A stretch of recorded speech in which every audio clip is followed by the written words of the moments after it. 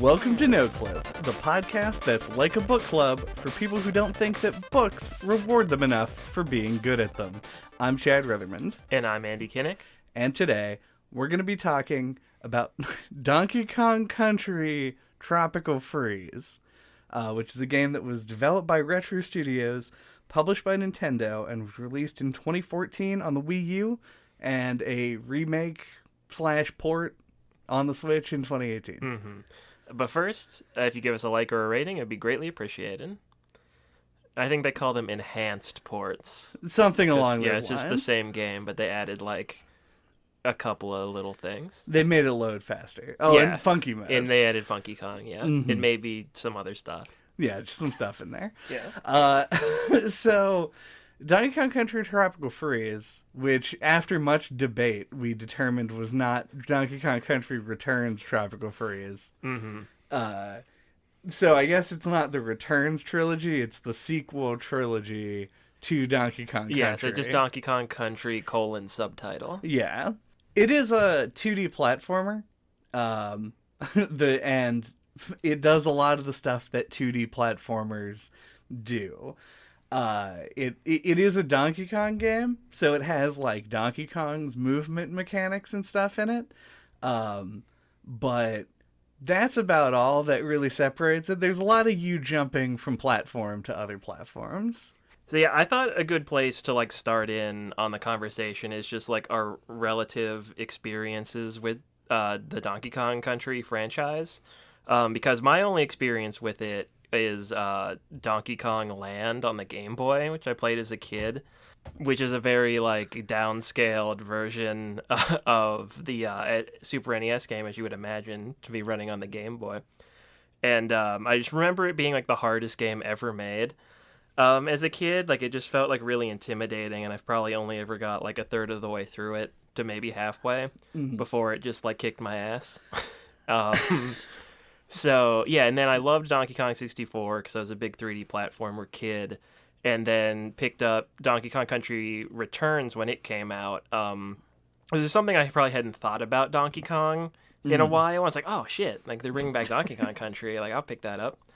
And it felt very, like, approachable and beatable as, like a late teen. And I remember, like, reviews talking about it being harder than the originals, and it kind of fucked my brain, because I just remember those old games being the hardest things. Yeah, I played through the original 3 Donkey Kong Country games, more or less, like, contemporaneously with their release. And I did eventually beat all of them, though notably it did take me about 5 years from the ages of 7 to 12 to finish the first game. It was a lot smoother sailing after that, considering that all of the bones in my hands stopped growing.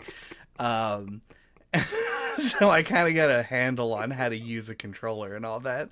But I'm glad that you mentioned the Game Boy for Donkey Kong Land, because I didn't fucking play it, but I did play the Game Boy Advance port. Yeah, they did do those too. Yeah, which is very much similar to the SNES, because it is on a Game Boy Advance and not a Game Boy.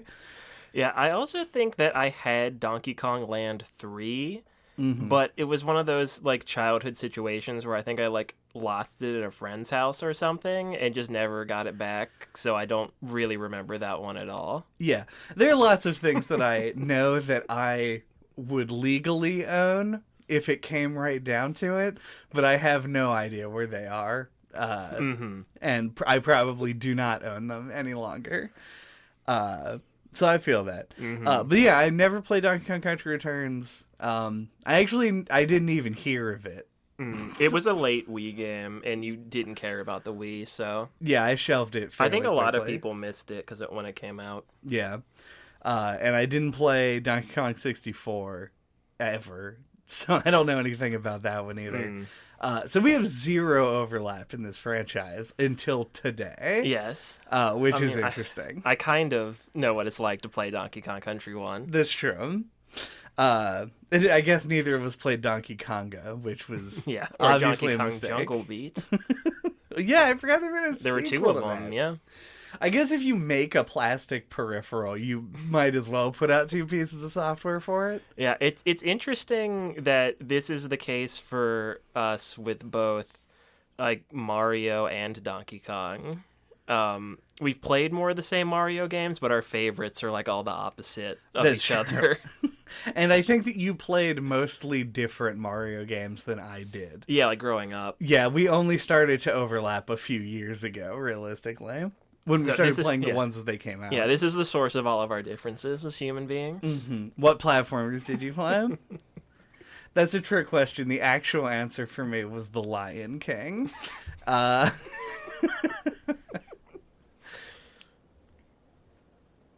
it's rain.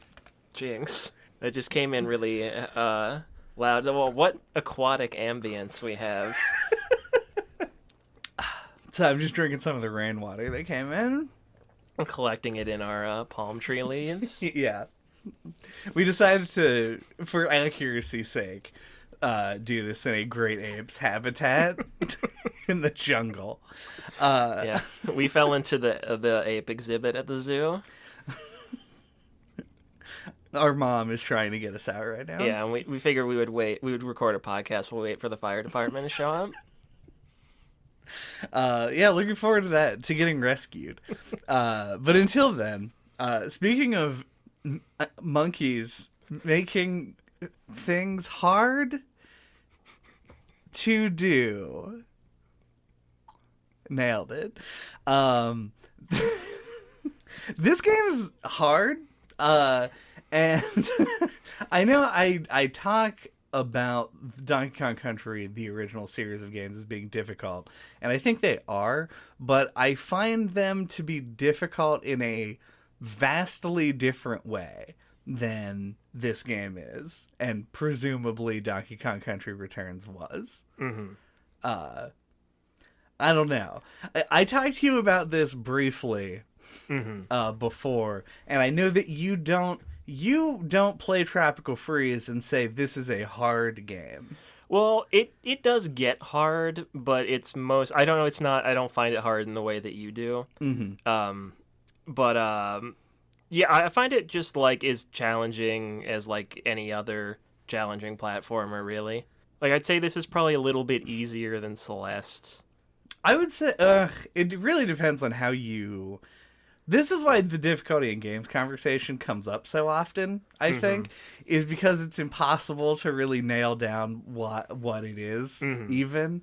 It's different for everybody, like yeah. what you find hard.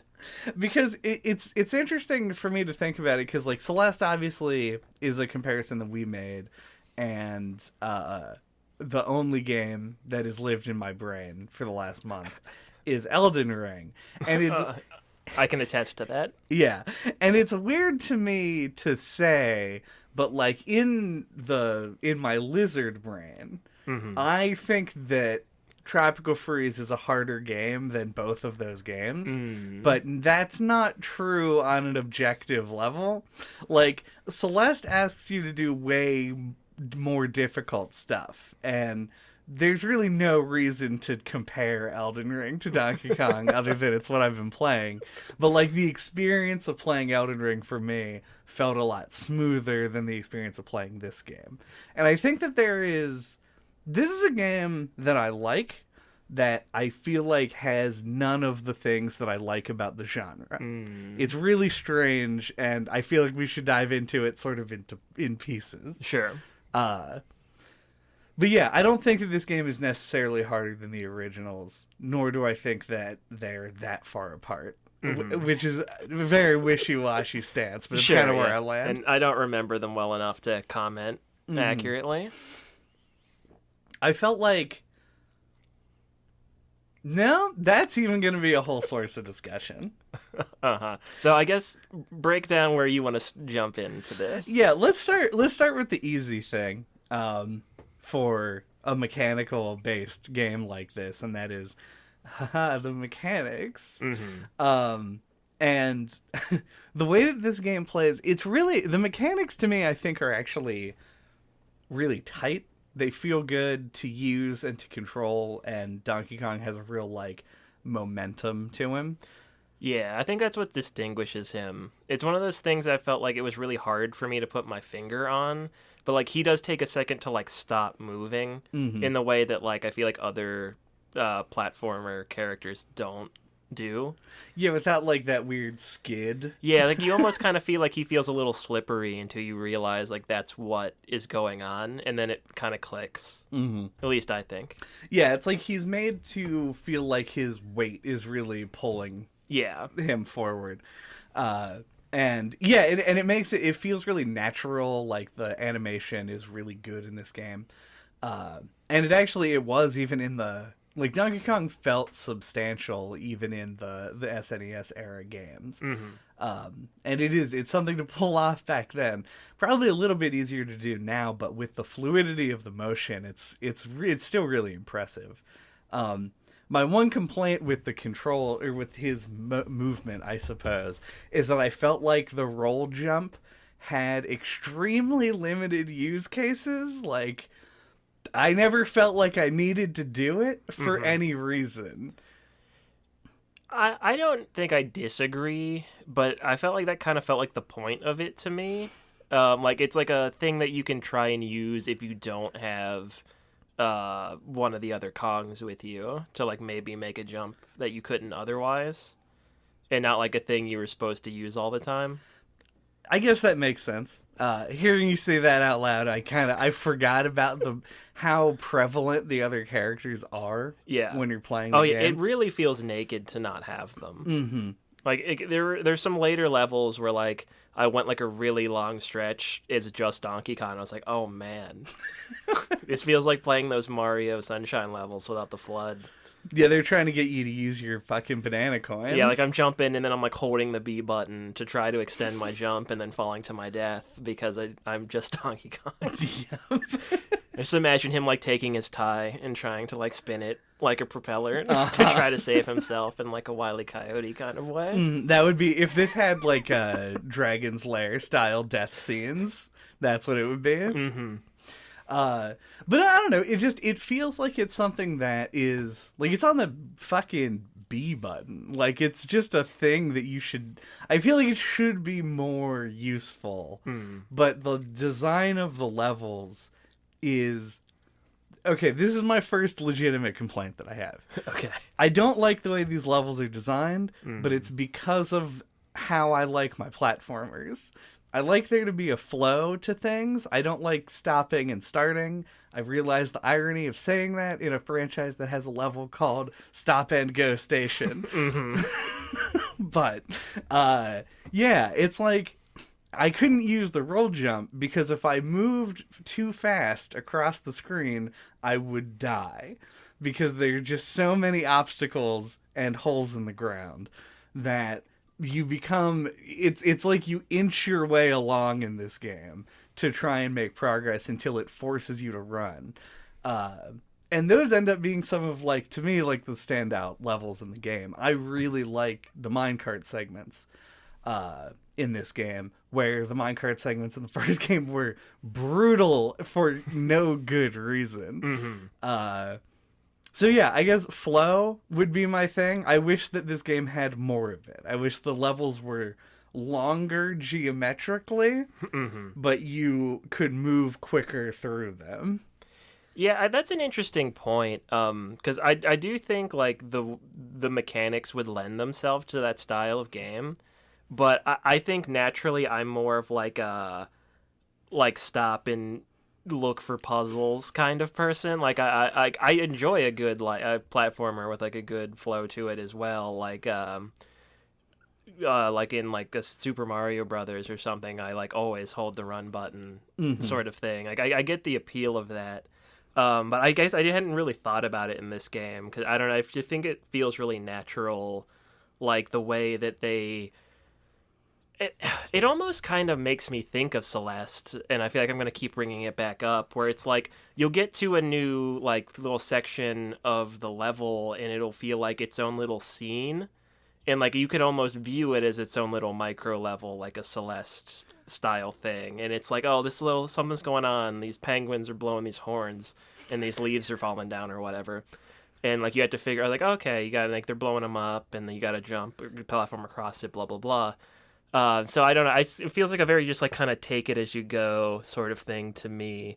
But I do think, yeah, now that you mention it, I almost do kind of like, I wonder if any of like the secret bonus levels go into that sort of like really quick twitch reflex flow platforming style stuff. I didn't know that there were bonus levels. Yeah. Oh, if you get it, that's what the all the collectibles unlock. It's like if you go through the world map, there are like levels you can't get to, and like getting all the stuff lets you go to those levels. Okay. And then I think there's like a whole like Star Road style like last world that you get only if you get everything.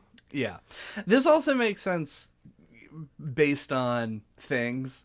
This game is definitely and this could be Retro Studios specifically calling back to the fact that they are essentially like revamping a Rare franchise, that they are putting in all of these collectibles. And the fact that they're all there, and like you mentioned, like look for a puzzle, there's all the hidden stuff, which was also present in the original Donkey Kong Country. It does force the player to need to stop and look closely at things. In fact, in many instances, acting rashly in this game will like bar you from getting some secret often.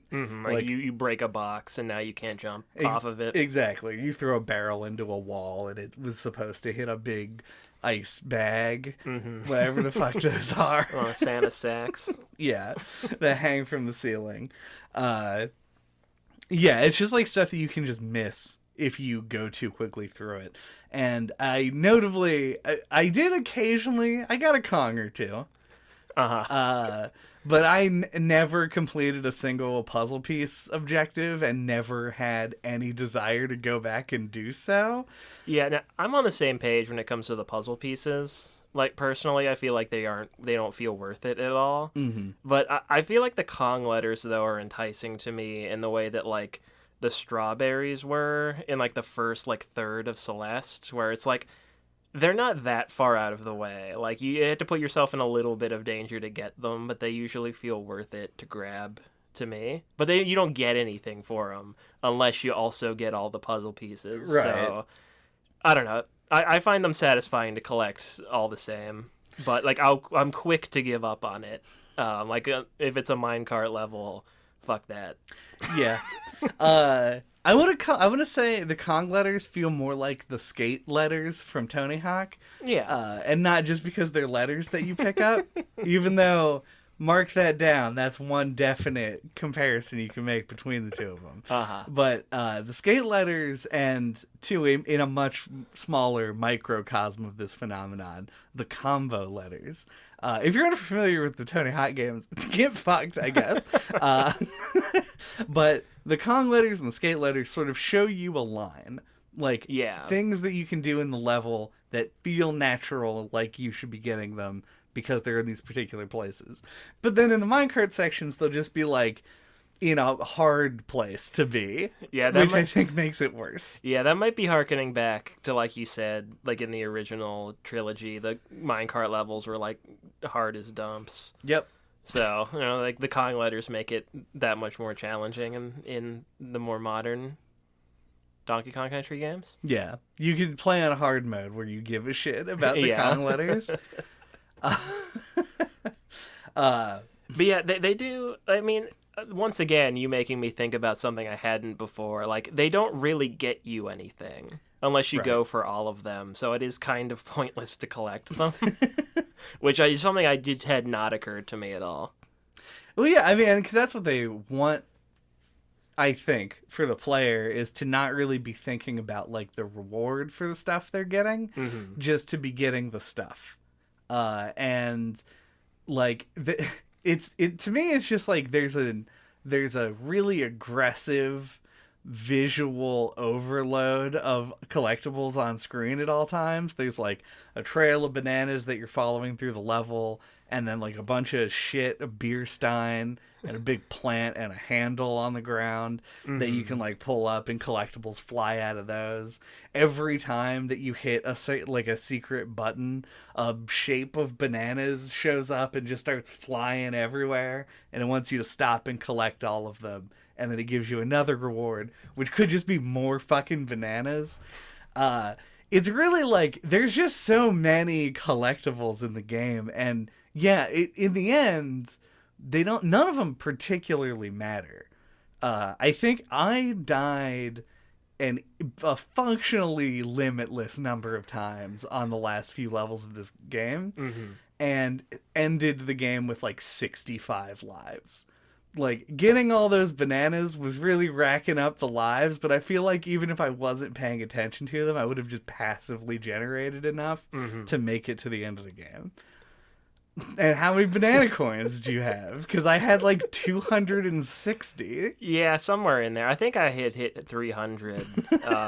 But yeah, I only ever spent them on extra hearts and maybe a Dixie Kong barrel. Yeah, a little DK here and there. Just a lot. Just a lot of collectibles in this game. But weren't all of, like, maybe the puzzle pieces are new, but wasn't all this stuff in the older games too? Like I feel like bananas worked in the same way, where like you'd hit a thing on the ground and a bunch of them would fly out in a shape, and you'd have to get them before they disappeared. There was some of that. The puzzle pieces and the banana coins are like the puzzle pieces. Yeah, basically, banana coins are new. No, the banana coins, and there were DK coins, which essentially are what the puzzle pieces were. They were mostly rewards for bonus stages, which also make a return, and I got thoughts on those. Right. But yeah, it's just like all the stuff is there, but it's just less aggressive. There's less of it in each level. That's fair, I guess. Yeah. Or maybe this fucking rose-colored glasses. Somebody fact check me on this. Give me a banana count. I can't do that. So yeah, somebody else has to. Also, I think potentially coloring this, it was a lot harder to find the secrets in the original because they would be, like the handles that I was talking about that you pop open, there's just shit inside of them. In the original game, you would just like have to hit every square of ground. There's like a hole on the ground. Yeah, and it would like explode, and then you would get a bouncy tire, and then you could kick the bouncy tire somewhere, and then that would get you to the secret area. I remember, you would like jump from a high place. You get on top of a tree, and you had to land on like a dark spot on the ground, and like a pole would come out of it that you had to grab onto, and it would take you to a bonus stage. Yep, there's all kinds of like classic. Yeah, some classic secret shit like that. See, it seems like it feels like a lot easier to find all the secret stuff in this game. Yeah, you have like the classic Metroidvania, like that bit of wall looks a little different. So yeah, if you played enough games, like side-scrolly games with secrets, like they'll stand out pretty easy. Yeah, and so you end up getting a lot more of the collectibles, so it does, maybe that's what makes it feel like there's more of them. Maybe. But I know I didn't have no 200 fucking banana coins at the end of Donkey Kong Country 1. So you just want to talk about the bonus games then? Since yeah, sure. Why not? So you were watching me play the other day, and I referenced the episode we just did on Ape Escape, and I said I feel kind of similarly to these bonus stages as like a comment I made about Ape Escape, whereas like I feel like the act of like catching the monkeys, like as a kid, would have given me like performance anxiety, where it feels real simple, but like the potential to fuck it up like makes me choke. And the bonus games in this have always been like similar to that for me, where they're a lot of them aren't that hard. There's a few that are kind of tricky, but like I fuck them up probably like 50% of the time for no real reason. So yeah, that's my relation to the bonus stages in Donkey Kong games. Yeah. It's usually by falling in a pit and less running out of time. Yeah. It's weird because this is not something that I would ever be like, oh, the bonus stages in the original games were way better, because they weren't. It was the same stuff. Sometimes you jumped on those tires we were talking about, and they were on platforms that move left and right. And this is essentially the same thing. These are arguably better than the ones in the original game. My problem is that there's like 10,000 of them, and they made 4 games to play in all of them. There's like jump out of the barrels and land back in the barrels. There's shoot out of the barrel into a bounce pad into a barrel. There's jump on 5 platforms that move, and maybe they only made 3. I'm pretty sure there's actually another one that I'm just forgetting. And I felt like every time I went into a bonus stage, knowing that I didn't give a shit about the puzzle piece, this is my fault once again, because I'm just not engaging with one of the mechanics of their game. The reward for the bonus stage never felt worth the time that it took, but I just refused to let myself not do it. And I ended up, I think I may have lost a bonus stage. I only remember once failing one. And I just found them, and I think it's just because I had become so practiced at their 3 games. That I was just able to do it with my eyes closed, or for whatever reason. I just didn't feel like they really added that much, I guess. Sure. And you could argue successfully, and I wouldn't disagree, that they didn't add a whole lot to the original games either. But I think you would occasionally get like a 3-up out of it. And that game was, the lives mattered more in that one, so...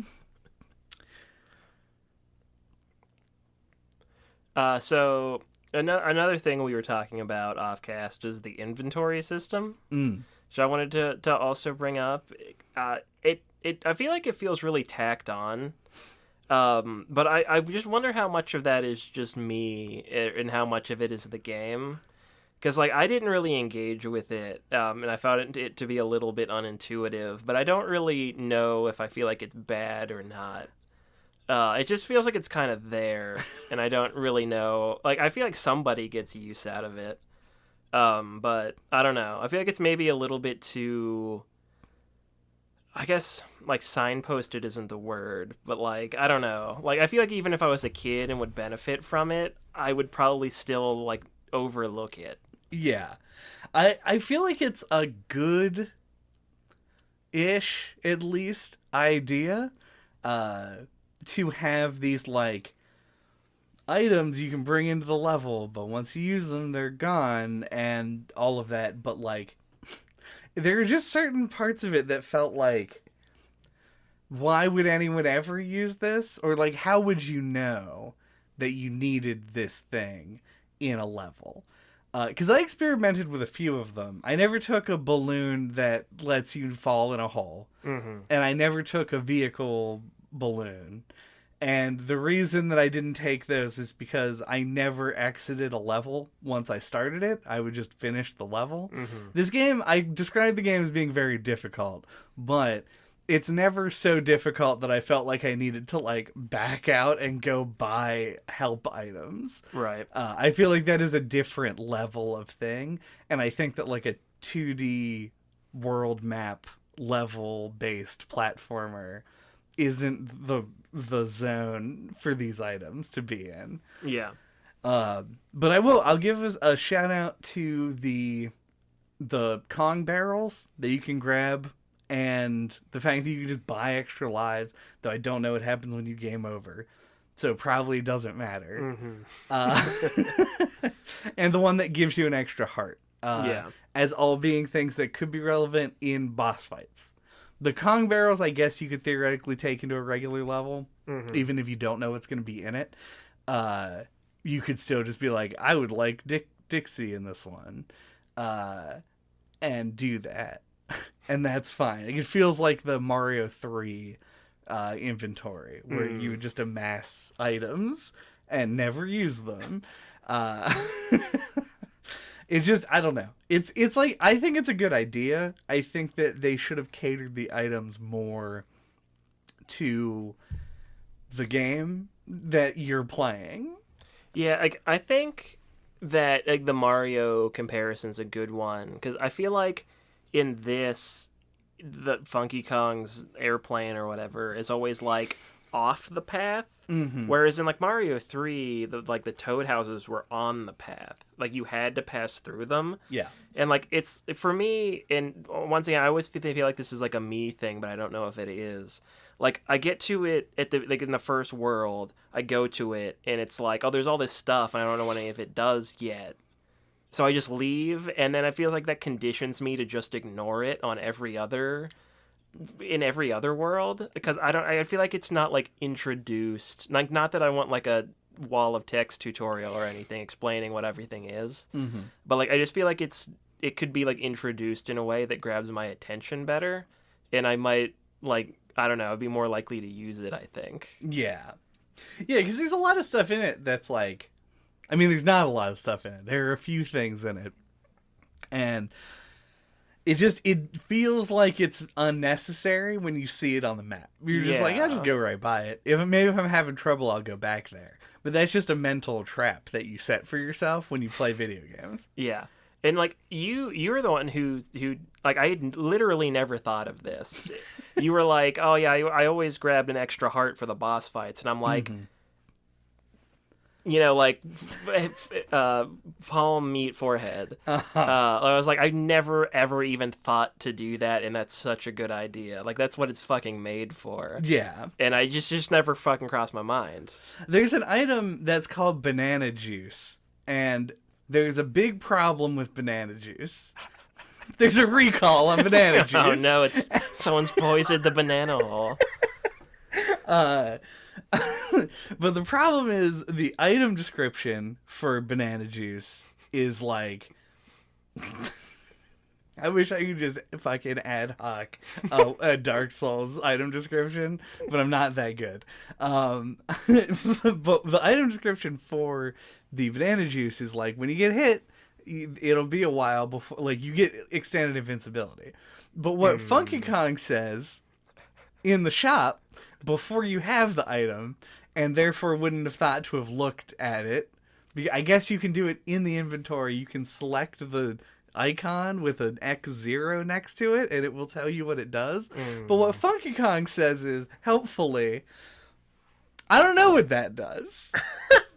And I was like, oh, okay. So I just never went about ever getting it. I just ignored it. I bought it on the last boss because I was like, I don't know what else to do, because I was being killed a bunch of times. And so it's the only level in the game. I stopped playing. I backed out. I went to Funky Kong. I bought some juice from him. I used it, and it's, as far as I know, because I've only used it and the extra heart. The extra heart stays when you die. You come back, when you retry the level, you still get the heart. The banana juice does not.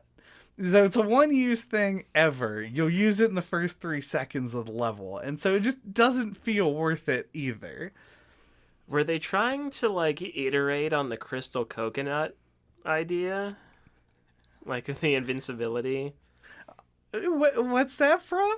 Were crystal coconuts not in the original games? In the Donkey Kong Country games? Not as far as I'm aware. I remember...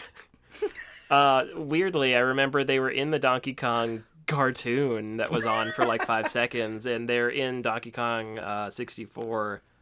I thought I remembered them being an item in the Donkey Kong Country games as well. I've never heard the words crystal and coconut they're put together. They're very cool. And yeah, they just grant you invincibility. It was like a resource. It would just they had in Donkey Kong 64 like special abilities that like consumed them. And Donkey Kong's was that he just became invincible. So yeah, thought those were a more series-wide item. But apparently not. Well, they're series-wide in everything that I haven't played. Yeah. So Donkey Kong 64. But yes, I guess that is sort of what they did there. But Funky Kong doesn't know what they do. Yeah, I'll have to show you like the item icon of it, because I just always thought it looked so cool.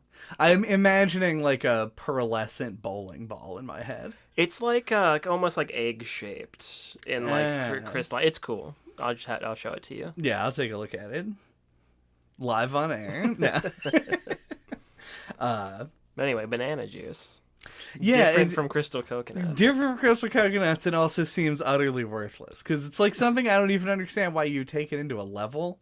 Because, like, how many times would you say, as a ratio, you died in a level because you got hit too many times by enemies versus you fell in a hole? I feel like I fell in a hole 98% of the time Yeah. that I died. So the banana juice ain't gonna help you in the hole. Mm-hmm. The hole just is gotcha at that point. So it really doesn't seem that useful for regular platforming levels. It would potentially be helpful for the rocket levels, but there's also already an item for that gives those an extra hit point.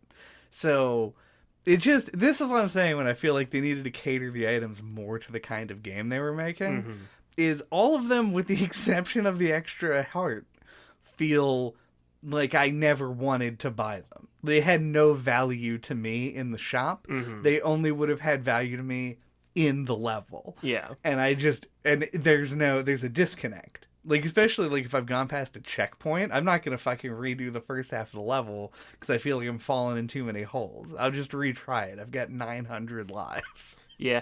I feel like that's something that's a really common issue in games.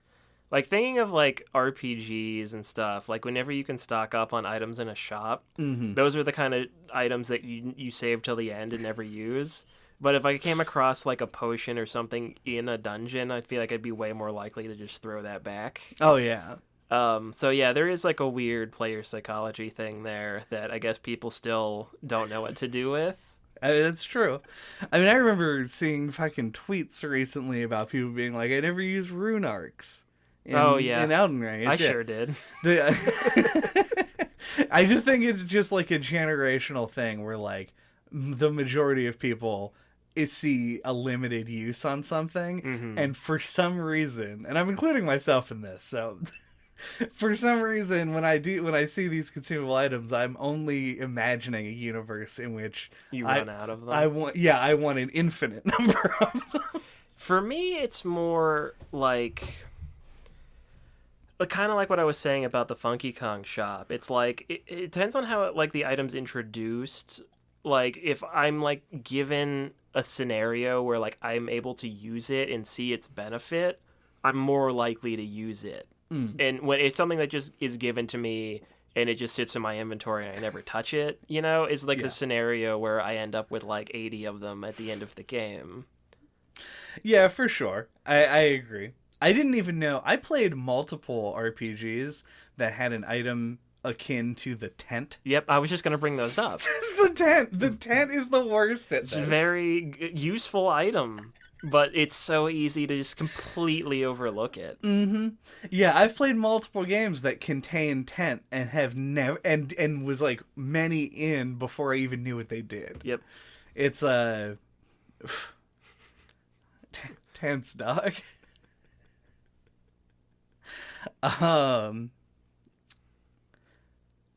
It was like I felt like we needed one more thing to talk about before we went to break, and I was going to suggest, do you want to knock out a conversation while we were on the topic about bosses? But I think we probably just call it and talk about the bosses and the other stuff in the game after the break.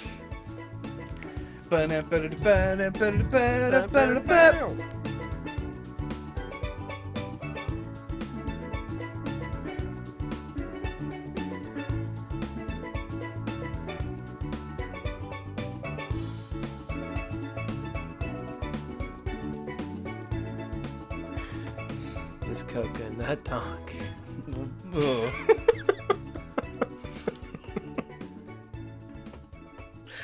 Welcome back.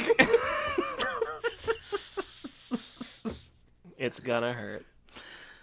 It is gonna hurt when we welcome you back to the podcast. So, one thing that I reflected on briefly during our break, that was just a really negative first half. I don't know if it felt so negative.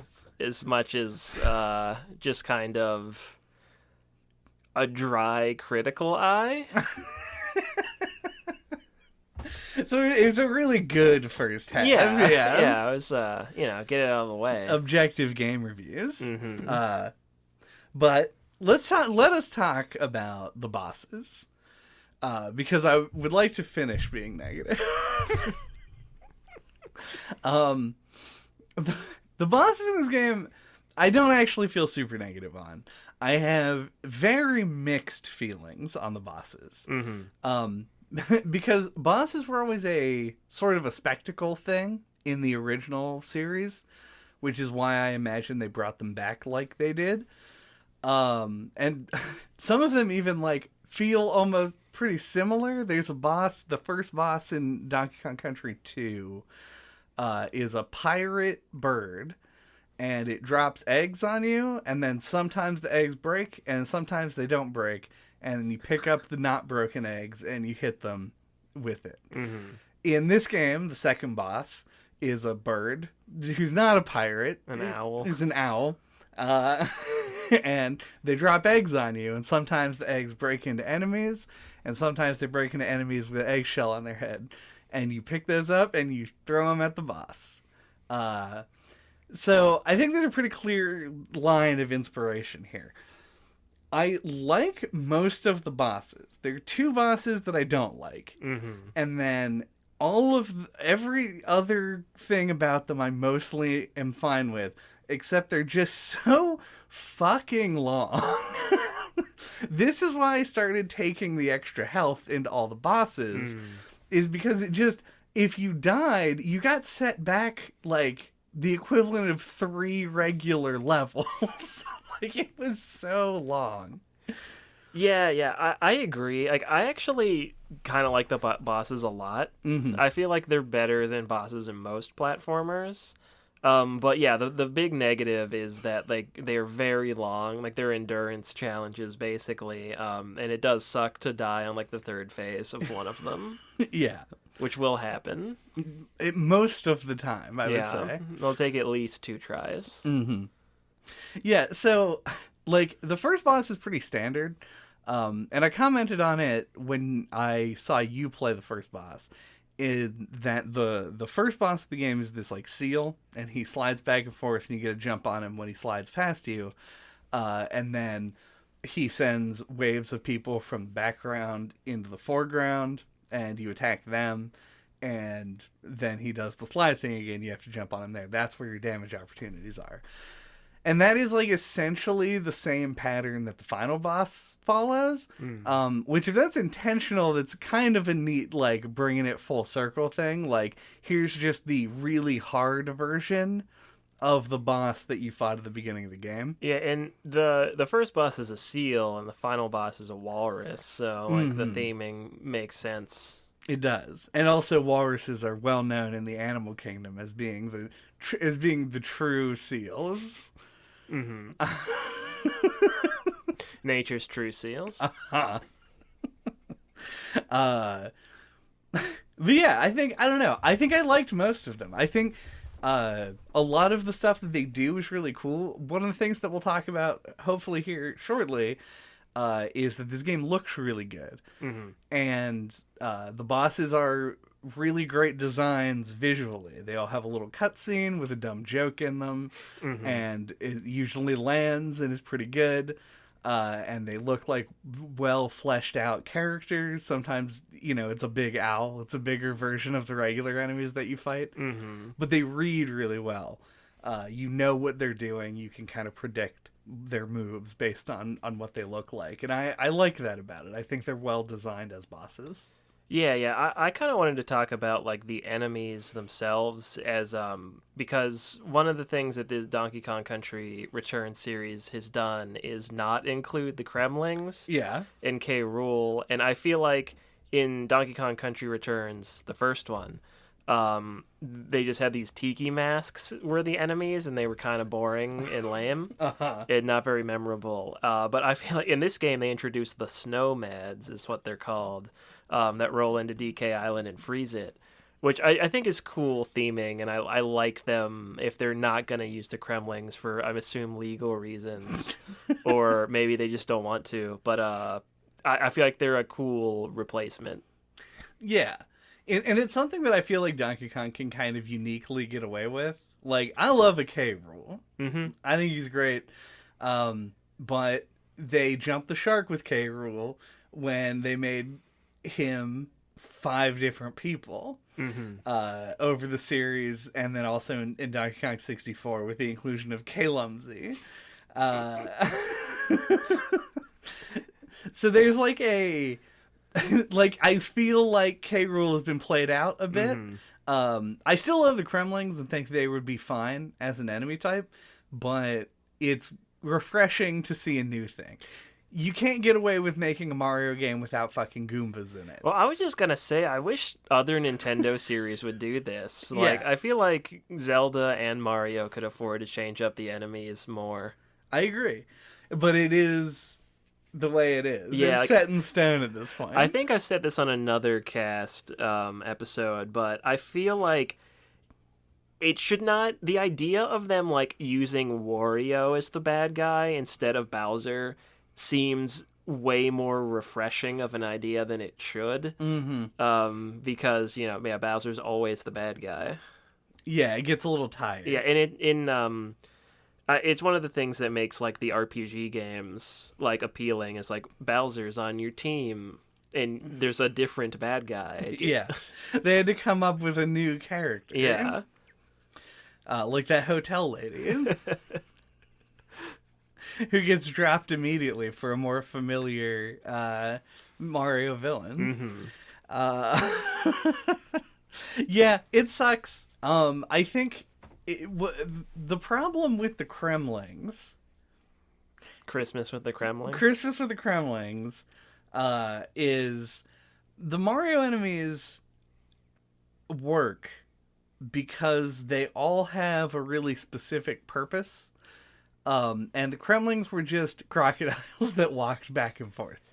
They were like faster ones that had a different color, and then there were the big ones that you could only kill with like a barrel. And then the rest of the enemies were like claptraps, which are fucking little crocodiles. And the beavers. And the beavers. And the bees. There were also bees. And then there's a variety of fish-based enemies as well. Yeah, I mean, that is a good point. Yeah, the Kremlings are more just crocodile enemies, and they aren't like Mario enemies where they're like designed feeds into like the mechanics. Yeah, and so it feels better to have a set of enemies that feel more suited to the game and gameplay even. But yeah, I totally changed the discussion from bosses. If you had anything else to say about those. No, I mostly like them. I found that the final boss was... And this is...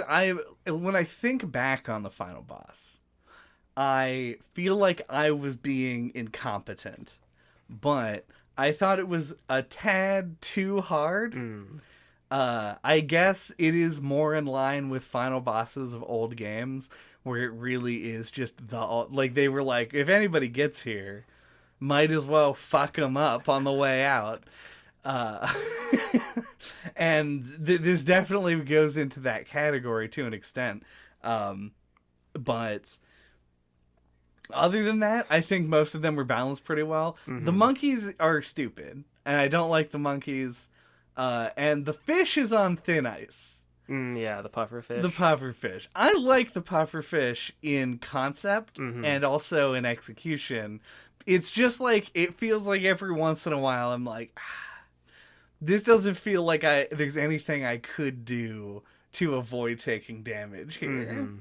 But once again, this is the first one of these games I played. So Yeah. I beat this game when it came out, but I didn't quite get to finish it this time before we recorded. And so I wish I remembered the final boss better. But I don't remember him being that hard. But I don't really remember how the fight goes, so I can't really offer up my opinion on him. I will say it did not take me as many tries as the next to last level of the game, which is also my least favorite level of the game, which I'll talk about in a bit. Yeah. But it was probably like a good... I had to do it in 2 sessions. Like, I played it many times, stopped playing, came back the next day, and then finished it. And I think that it was like around 15 attempts to beat the last boss. Was it jumping through that little narrow gap in Celeste hard? I mean, in terms of sheer numbers, I don't think I've ever attempted a single thing in a video game as many times as jumping through that little gap in Celeste. But the difference, of course, being that every attempt on this boss took me like 11 minutes and not 4 seconds. So Yeah. I definitely felt it worse on this one. I guess to switch gears, I do kind of want to talk about like the level design in a more broad like presentation sense.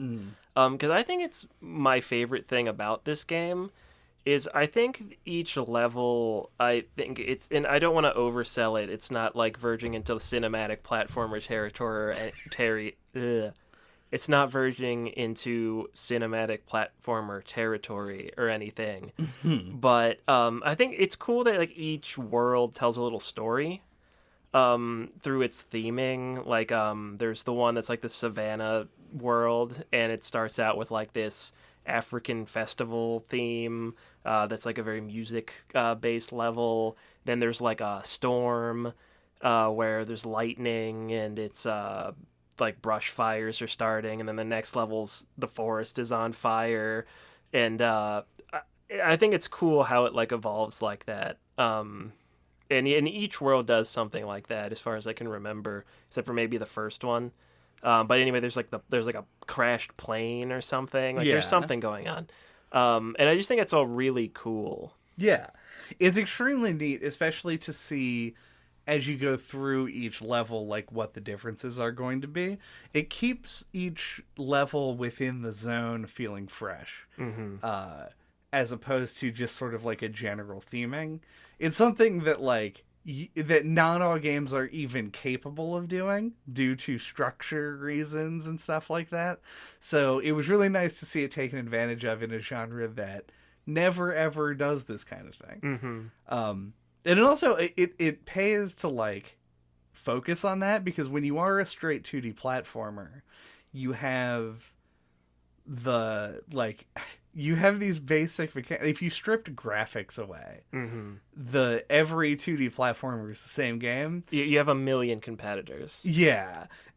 And so when you do something that's a little special like this, it made me think less about how I was jumping from this platform to this platform, and they move in the same way in a bunch of different levels when I'm jumping between leaves or plants or platforms that are burning and crumble after you land on them.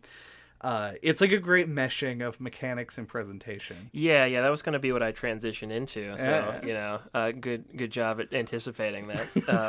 Because, I think my favorite world in this game, I don't know if it contains my favorite levels necessarily, but the presentation and theme are so strong that it's my favorite anyway, is the Juicy Jungle.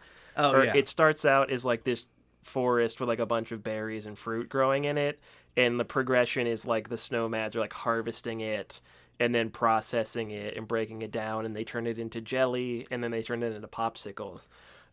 It's all very cool, and there's a lot of purple like color palettes in the levels and stuff, and it just looks cool. Popsicles? Cool. I see. Those popsicles definitely taste tropical. Freeze. But it's a good example. Like they've turned the fruit into jelly, and then the jelly is like platforms that you bounce on, and the popsicles are like come down like through like a factory, like on a robotic arm, and then you jump on the popsicle and it starts to slide off the stick.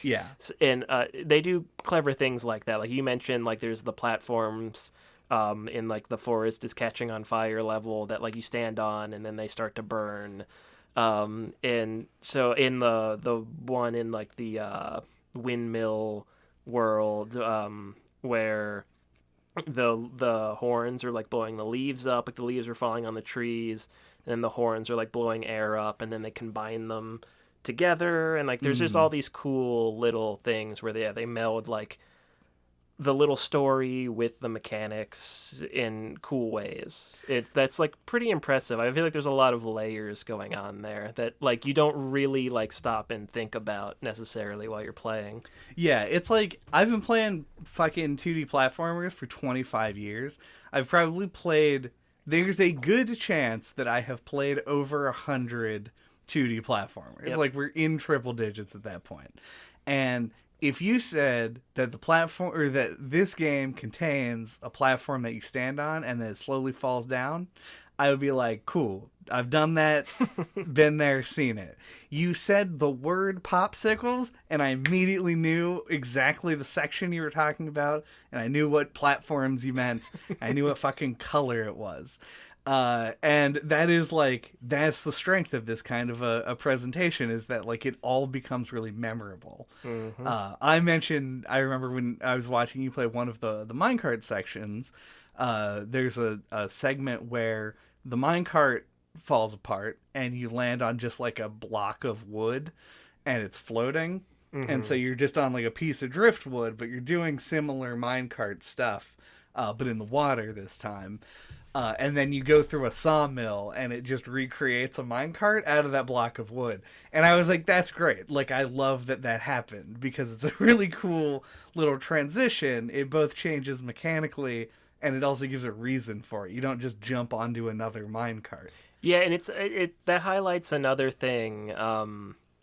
Yeah, that is a very memorable level. Like I got to it and I was like, this is the first level. I feel like, like I really remember this one. But it's another cool little sub theme I think they have is like there are several like factory levels, and it's like the snowmads move into a new place and then they industrialize it, or like they like pump it for resources. Yeah, and I think that's cool. Like it definitely gives them like more of like a almost like 80s movie villain kind of like sense of being bad guys. Yeah, they're like just trying to capitalize off of like wherever they roll into.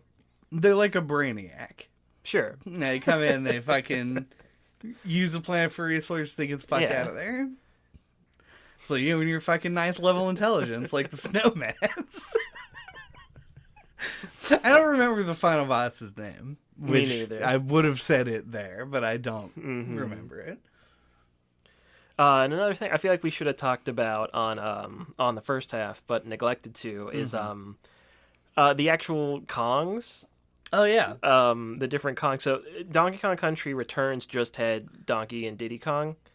And this game added in Dixie and Cranky.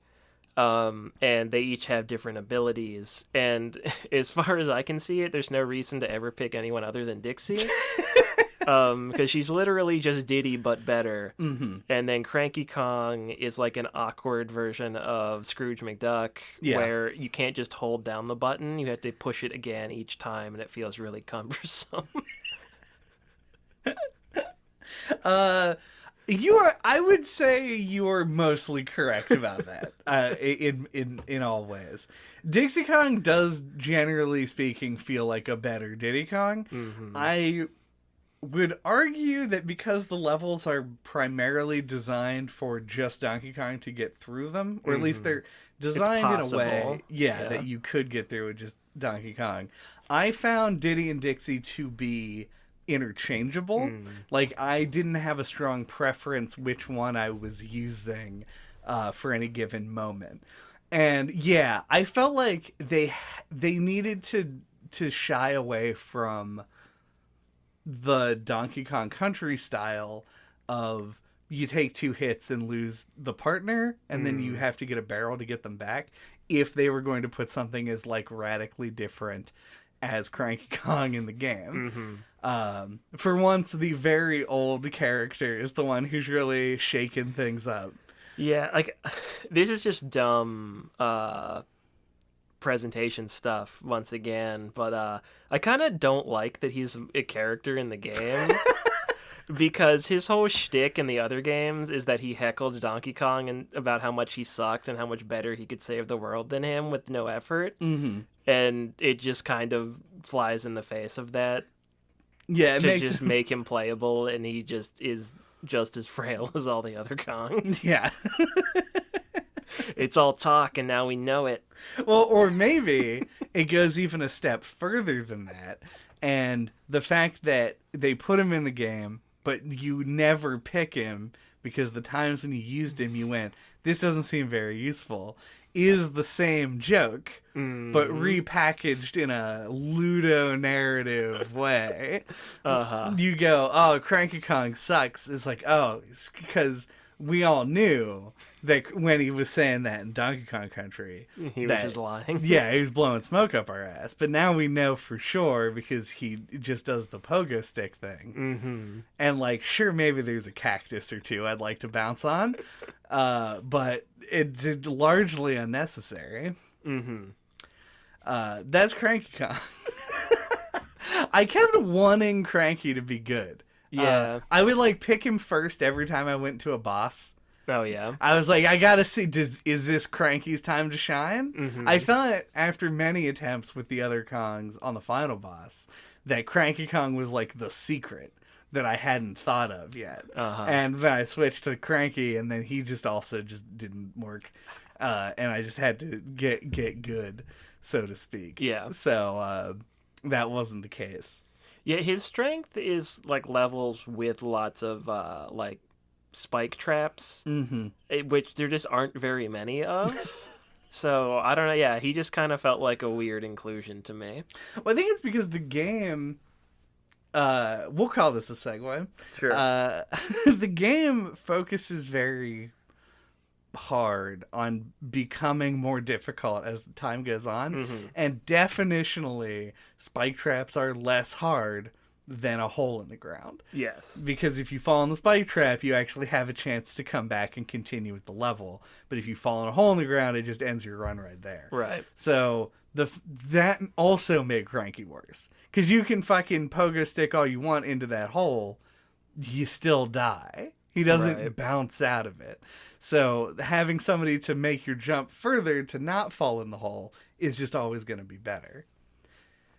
I don't know. Yeah. It seems like Cranky's thing is being good on the first few levels and then becoming irrelevant. Mm-hmm.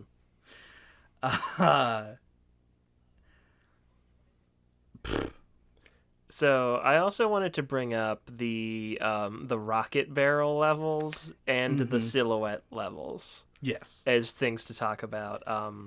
So the rocket barrel levels were introduced in Donkey Kong Country Returns in a way that felt like it made some kind of sense to me. Like, if you're Retro Studios, you're like, what do people like about Donkey Kong Country? Well, they like the mine carts. What else can we do that's kind of like that? Sierra Mist. And they're, I don't know, they're really weird. Like, they're basically like a Flappy Bird mechanic where you had to tap the A button or whichever button it is to keep it in the air, and, you know, move it up and down accordingly. And I feel like they were definitely worse in Donkey Kong Country Returns 1, and are better in this, but I'm still not a big fan of them. Yeah, they are questionable. I think there's a... So I'll just mention it here because I don't want to bring it up at any other point in the podcast, but they are by far the worst levels for someone like me, because it's hard to see things. I died most of the time in those levels to bonking into the ground or ceiling because I did not know that it was a ground or a ceiling. I thought it was foreground or background or something, because the game does a lot with perspective.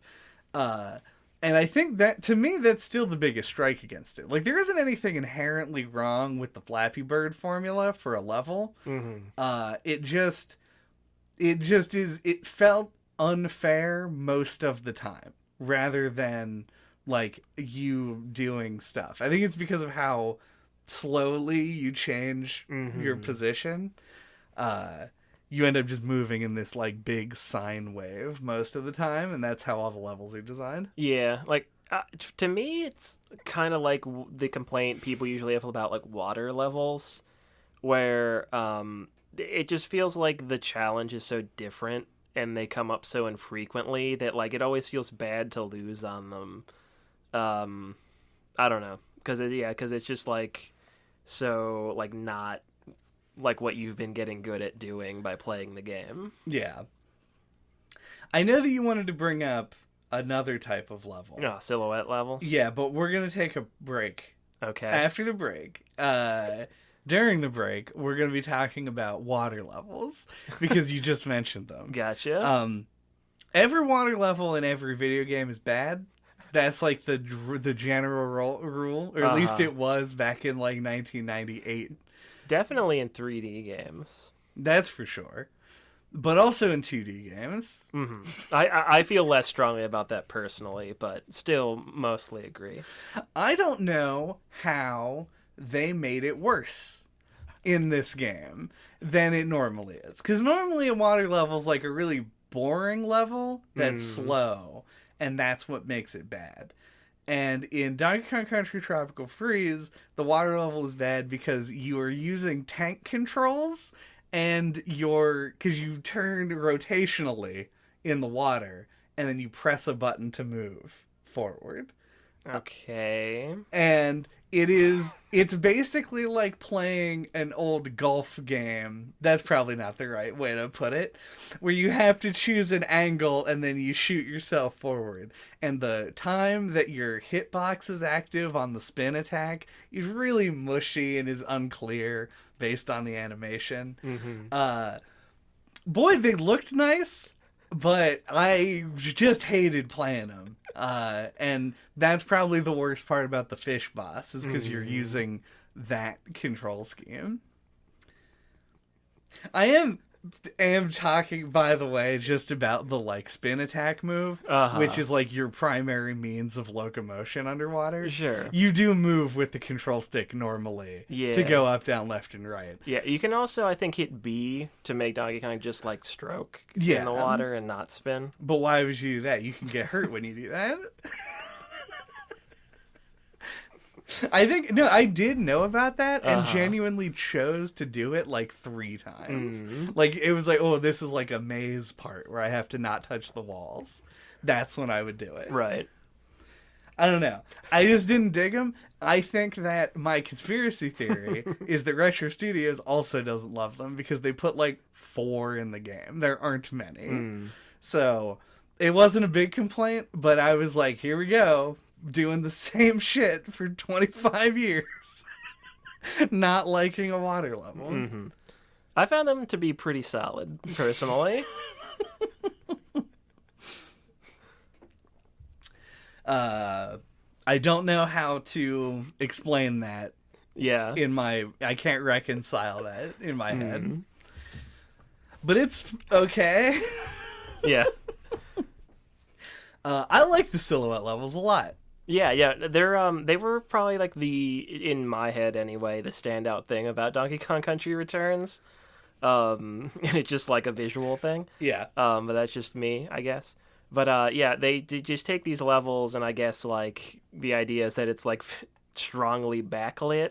I think the first one in Donkey Kong Country Returns is like literally just a sunset is happening. And so like you see like Diddy's hat and his shirt, and you only really see Donkey Kong's tire and color, and the rest of them is just silhouetted in black.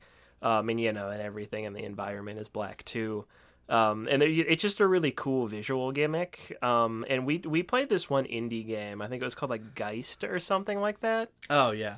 That basically just took that idea and ran with it for the whole game.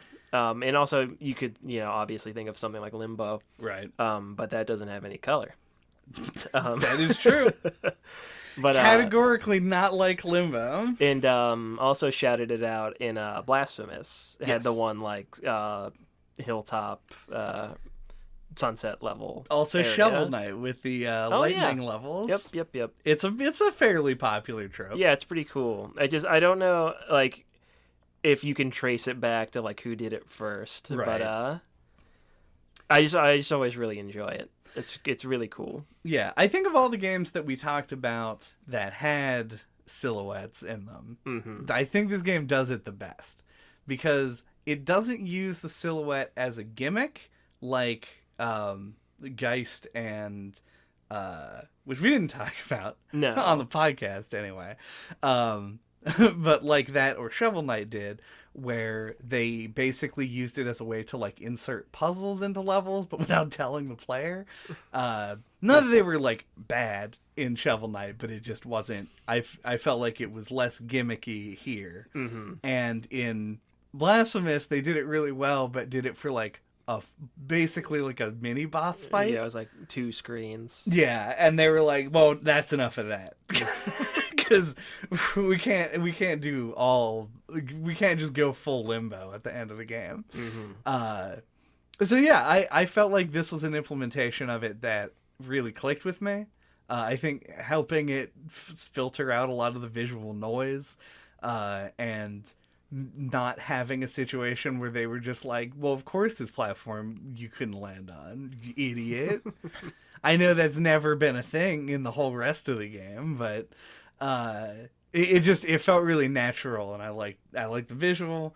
I liked what it did for the mechanics. It was just a fun time that I enjoyed. Yeah, and it also, I think, really, really fits with David Wise's music, who they brought back for this game. I don't know if he worked on Donkey Kong Country Returns, the first one, but he definitely did on this one, and I remember like playing this game and like knowing who he was, and you know everyone's like, "Oh, Aquatic Ambience" and Sticker Brush Symphony, and then they jerk off. Yeah. Like, I remember thinking like, "Oh, he came back for this game," and it seemed like people didn't really care that much, other than like, "Oh yeah, he's back." But little did I know that like there are like several tracks from this game that I've heard in a lot of other places, so I feel like it is like low key, just as influential as the original soundtrack. Well, I mean, not just as, but similarly, like on a similar level, appreciated by people, whether they realize it or not. No, my eyebrows went up there because that was not the definition that I thought you meant when you said I've heard these songs in other places. Because I have one thought in my one brain cell about the soundtrack of this game, and that is, I thought the soundtrack was extremely good. The soundtrack is also a remix album. Like, it is, there's so many songs recycled from the original Donkey Kong Country. Yeah. And I cannot sit on a side on this because I love those songs, and I don't know if I would feel like the game really was a Donkey Kong Country game if it didn't play that jingle when you beat a level and all of that. Like, it's all this stuff that like feels nostalgic and attached to it. But the original tracks are really good also. Yeah. But I found myself, I mostly am remembering the old songs when I think about the soundtrack, because that's what like fucking tickled my ear. Yeah. I don't know if that's a thing. Yeah, I think literally like the first water levels track on the soundtrack is called Aquatic Ambience Returns. So you're not wrong, but like there's a lot of like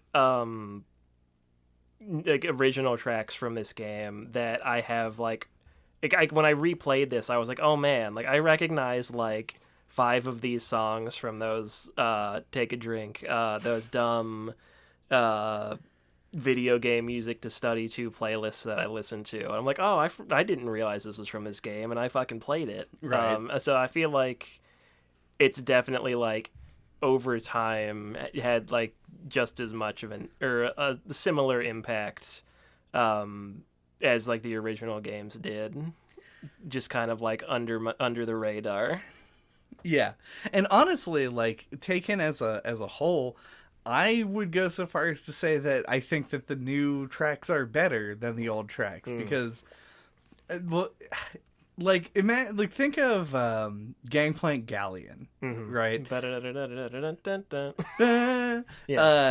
got I know it well. Yes. That got remixed for Smash Brothers.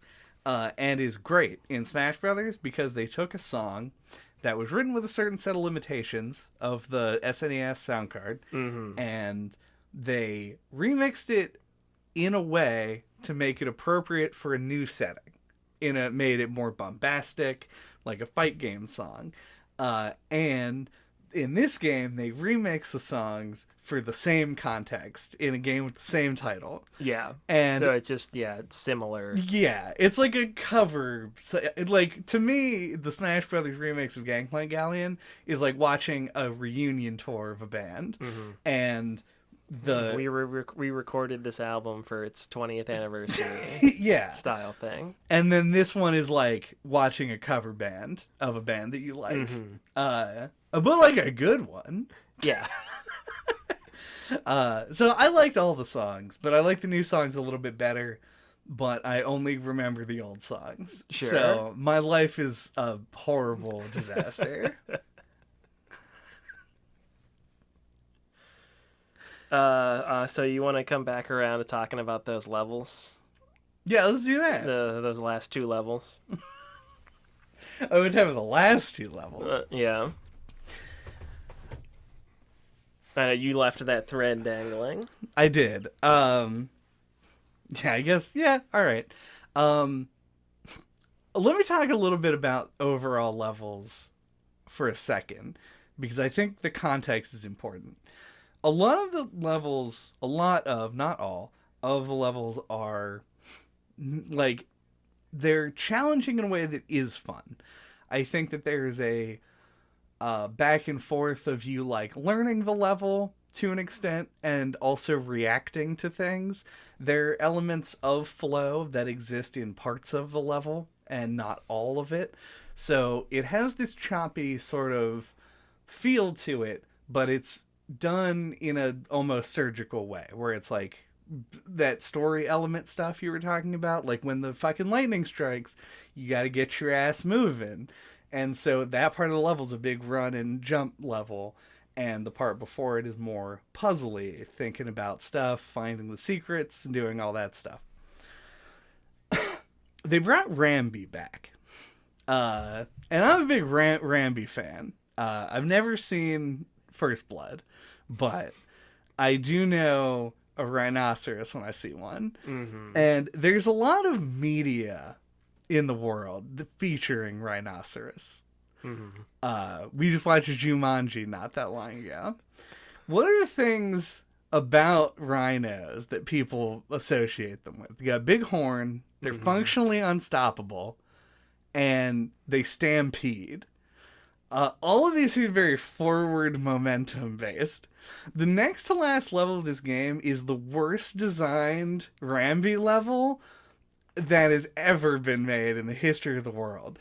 It's like I have a Mario Maker 2 stage that I made on a dare, essentially, that is an ice platforming stage where you're in a car.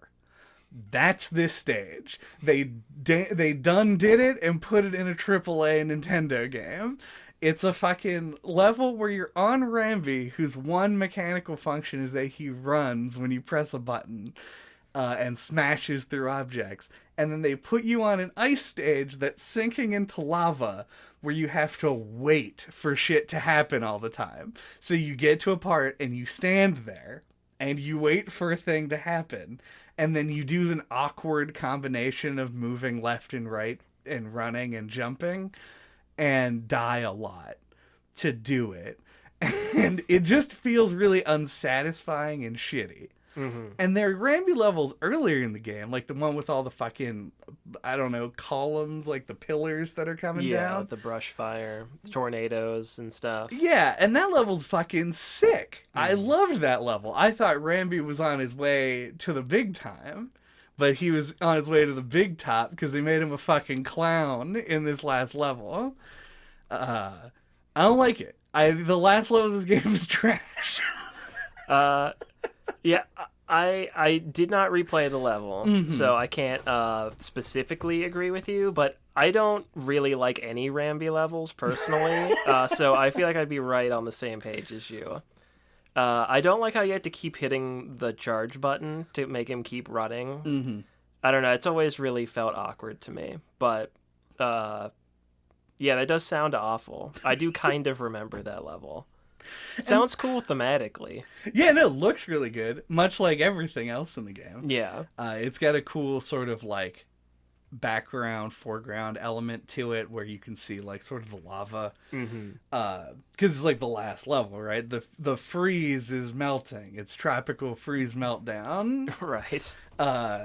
And so it has like a climactic last level feeling to it. It just doesn't. It just mechanically doesn't pay off in any way. Yeah. It doesn't feel okay.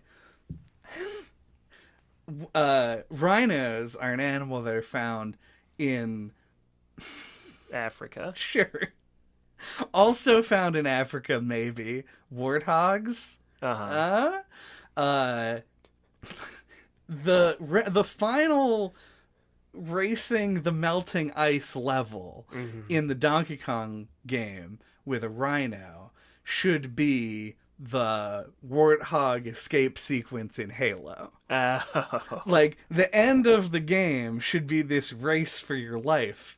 It's been proven time and time again in every fucking Halo game and Metroid game that it works. And they made it this stoppy-starty. Yeah, Ocarina of Time. Ocarina of Time, run down the fucking castle.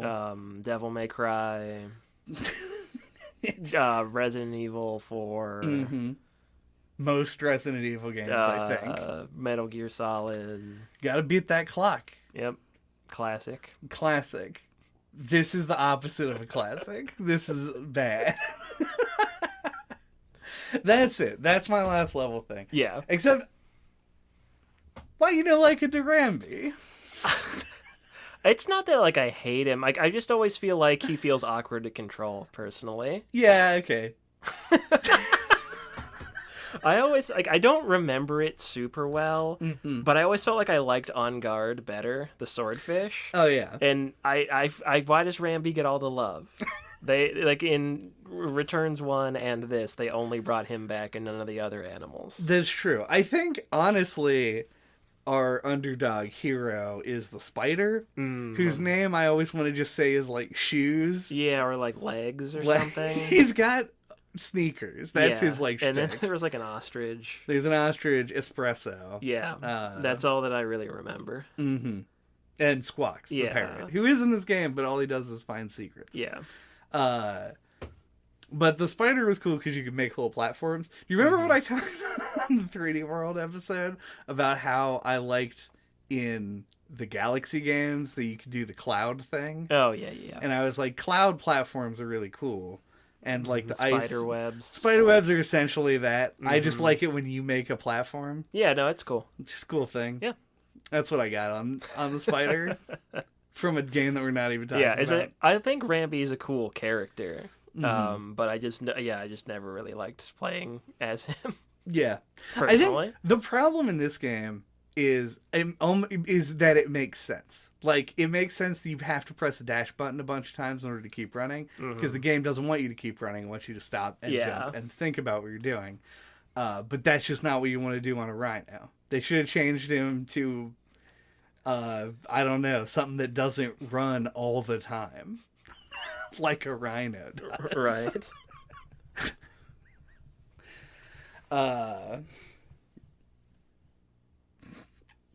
Is that all we got? Might be. Oh yeah. I guess to wrap up, before we go into final thoughts, how do you feel about this game's length? Because on the No Clip podcast, we are known proponents of short games. Yes. Especially as adults, we think we value them more by the minute. But like, I think you have like certain expectations for like, like a AAA game, for a Nintendo game, for something with Donkey Kong in it. And I would certainly rather have a high quality short game than a longer, more medium quality game. But I feel like both times I played this, the first one and this one, I got through the whole thing in like 2 sittings. It feels like, I don't know. It feels like it's lacking a little in the length department for me personally. Yeah. I honestly, when you said that, my first thought was like, it does feel a little short. I didn't feel unsatisfied at the end because of the length. I felt unsatisfied because of the Irambi level. But in general, I think that this feels like not, I wouldn't say a 1-to-1 comparison, like Star Fox 64, or even like some of the newer Mario and Kirby games, where it feels like the length comes from like quote unquote replay value. So if you did care about those puzzle pieces and Kong letters and went back and got all of them, this would probably take a decent chunk of time to get through. Metroid Dread was only like an 8-hour game, or like a 12-hour game. But this was even shorter than that. Yeah, I feel like, and I think we talked about this a little on the Hat in Time episode. It's that, yeah, like, I think like Metroid Dread's a good one to bring up. Like, it's on the shorter end for the kind of game it is, but it still feels like it said all it needed to say and felt satisfying. Like, both, I think, A Hat in Time before its DLC and this game feel like they just had more to give. Yeah. But then they just kind of ended. Yeah, I can kind of see I think that's the difference. Also, it ends on level 5, which feels... Or I think it's 6. World 6. World 6, Yeah. which feels like a weird place to end. I think this is Mario set the bar for everything at 8. Yeah. You're supposed to have 8. Yeah, it's like Zelda's similar. Like, if you play a Zelda game and it has less than 6 dungeons, it feels weird. Yeah. Shoutouts Majora's Mask. Yeah. Yeah. Feels weird, man. But yeah, I just wanted to bring that up. Yeah, and I agree with you, I think. Personally, I was glad this game was on the shorter side based on... Yeah, life. Yeah. I'm gesturing wildly. Same. I ended up having no time recently, so I liked that I could play most of it. Just in a couple days. Yeah. Yeah. Who? Oh, man. Yeah, we gotta send this one. This is our last episode of Ape-ril. We gotta send this off with something that's monkey related, right? Do we have... My brain got tied up. Do you like primate thoughts? Or... Fuck it, I'm going with this one. I like this one. Okay. Do you have primal thoughts? Yeah, I'm just a big April Fool with my primal thoughts over here, monkeying around. Yeah, like I like this game a lot. I think you talked about this, or we both did a little sprinkled throughout, but when I was younger, it felt like the majority of games just were 2D platformers. And so it's a very, like, well-tread genre with a lot of pillars to look to for, like, standout examples of what the genre can do. And I think, and games have been around for, like, almost 40 years now. And... I feel like because of that, it takes a lot for a 2D platformer to stand out, whether that's fair or not. And I think the Donkey Kong Country Returns games do that for me. It might be because Donkey Kong's attached, and I played Donkey Kong Land as a kid, it piqued my interest. But I gave them I've played them both, and I do find that they do enough to really stand out. Like, I think they carry the torch well. I think the level design is fantastic. Like, I think those little stories that the levels tell really do add a lot. Like, we just played Shovel Knight recently, and what made Shovel Knight stand out, I thought, was like the hub world and like the characters and like the extra stuff it had. And I think this is similar. Like, I feel like I enjoyed Shovel Knight. Like, less, but like a similar amount to this. And I think if you took out all of like the extra like hub town and characters and things, it would plummet to like much lower in quality. So I really think those kind of presentation things add a lot.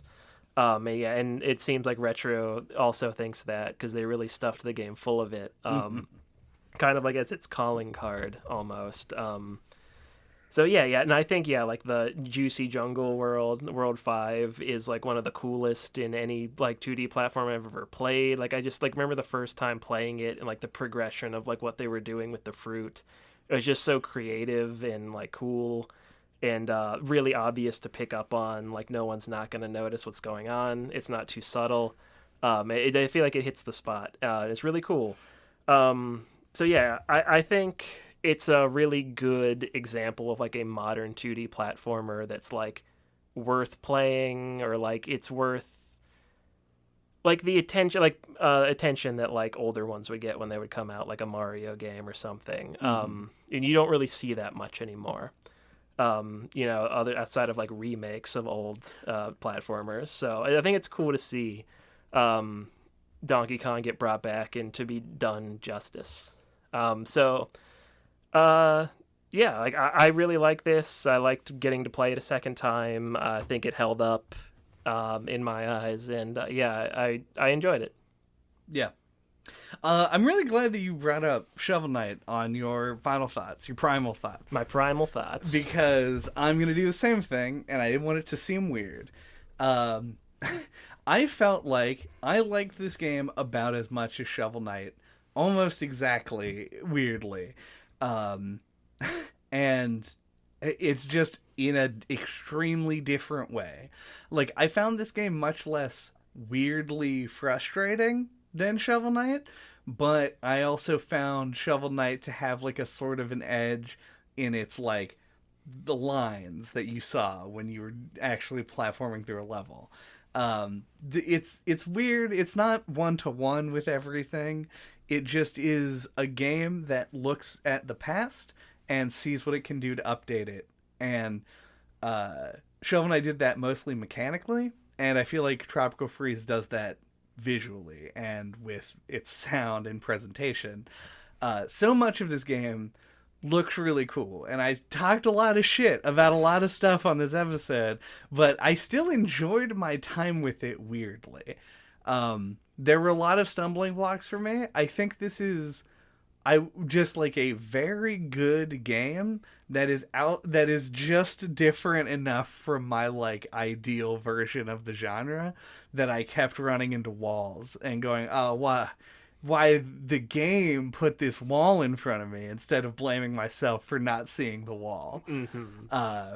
So yeah, that's it. I think if you liked the original Donkey Kong games, this game is absolutely worth playing.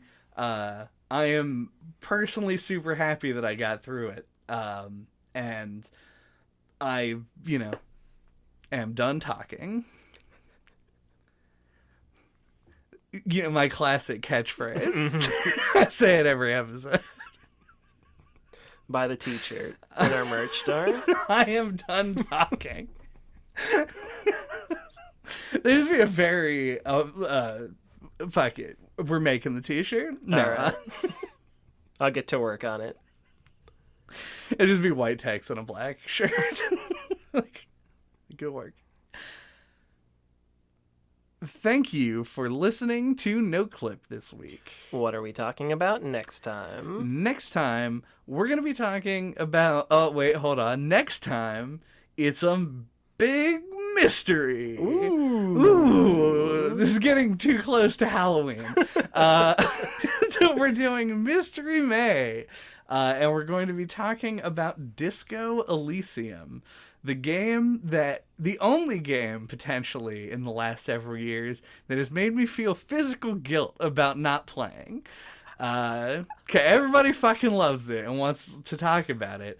And I looked at it and said, ugh, I'm scared of that game. But here we are. I might be off base, but it seems like to me, I think it looks super interesting. But It seems like the kind of thing that you're going to be adverse to playing and then are going to be like super into once you play it. I almost guarantee you I will love this game and have no explanation as to my hesitance prior to today. So, looking forward to eating my own shit for a whole month. You might hate it. I don't know.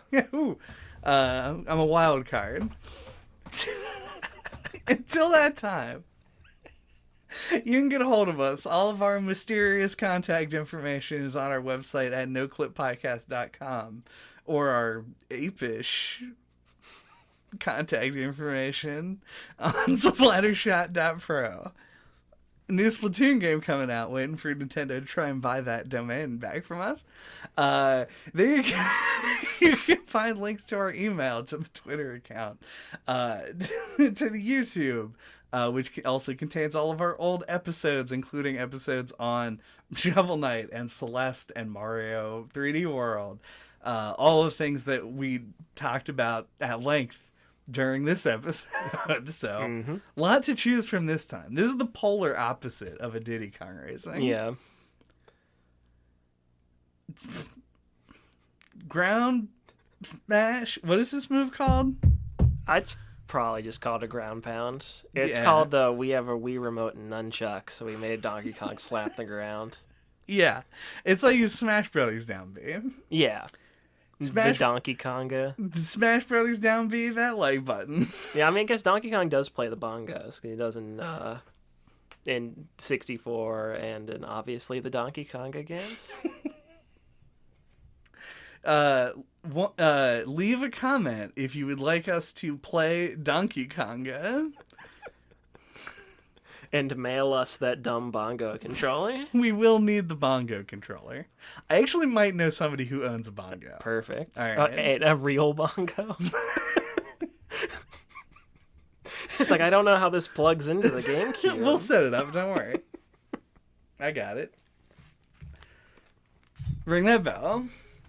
Oh, do ring the bells Yeah, is the thing you do in the game. it is. There's really not a whole lot about it, though. It's just, on one level, I think. It's like the gimmick. You slide on those ropes. Yeah, you spin around, Yeah, ring the bells. it's a good time. Yeah. Brings a smile to my face. Donkey Kong gets notified of so many YouTube videos Yeah. when they're released.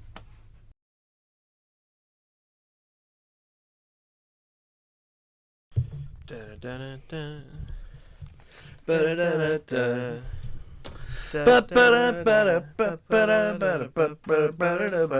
Retro Studios. And Nintendo published this game in 2014. And they're at it again, making Donkey Kong for you and me. Doo. Yeah.